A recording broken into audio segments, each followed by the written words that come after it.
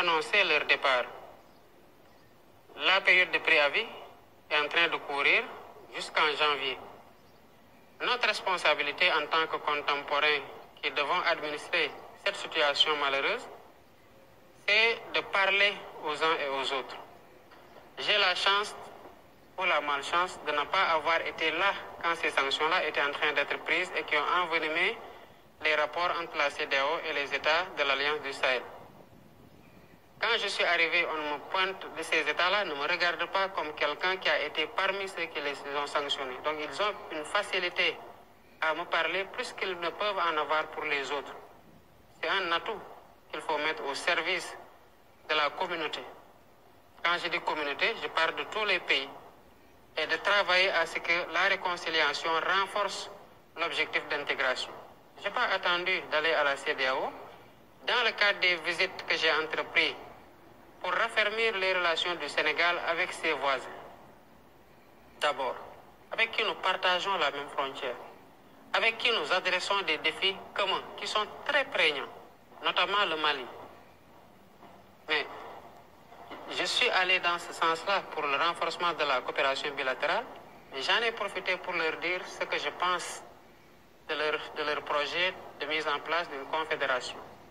D'abord, je respecte leur souveraineté et leur choix, mais j'ai essayé d'attirer l'attention de mes homologues de ces pays-là qui traversent une situation que l'on connaît et à laquelle nous sommes très solidaires, ainsi qu'avec leur peuple, pour essayer de les faire revenir autour de la table des négociations.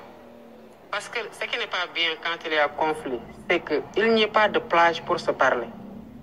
À ce que je sache, aucun pays n'est allé bombarder aucun autre pays.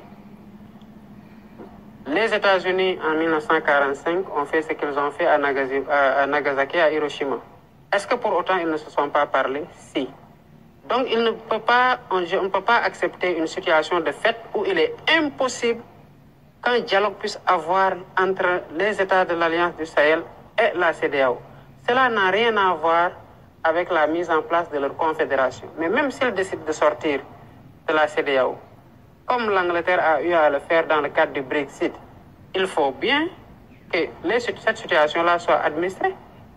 Même s'ils décident qu'ils ne reviendront plus jamais dans la CEDEAO, il faut bien qu'on discute de comment ils vont partir, qu'est-ce qu'ils avaient dans la CEDEAO qu'ils ne pourront plus avoir, et qu'est-ce qu'ils vont avoir dans le cadre de la coopération bilatérale. Est-ce que. Donc il y a énormément de questions à faire, à discuter.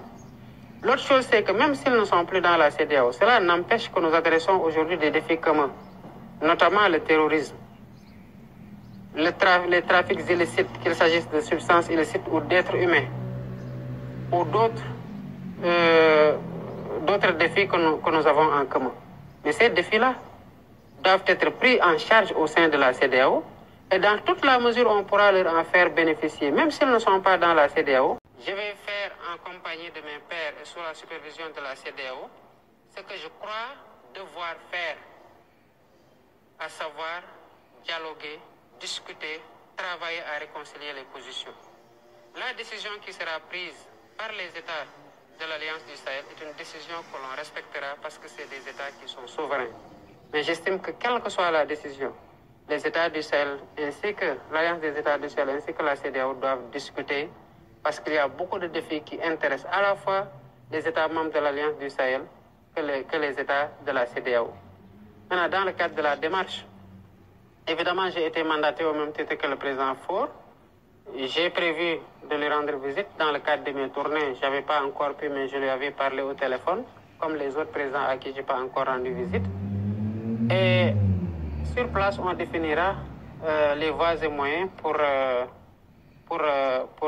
adresser la question au moins et trouver au moins une plage de discussion. Entre-temps, j'ai pu convaincre le professeur Abdoulaye Bathily d'en faire un envoyé spécial. Pas que pour moi-même, je veux dire pas que pour cette mission de médiation dans laquelle la CEDEAO m'a impliqué, mais dans d'autres missions pour lesquelles je peux avoir besoin de son expérience, de son vécu, de sa respectabilité, de sa stature internationale. Et je sais que c'est quelqu'un qui, avant même d'en faire un envoyé spécial, j'ai dû d'ailleurs lui tordre la main pour qu'il accepte d'en être un, m'a régulièrement conseillé par rapport aux prises de position. Vous savez, le Sénégal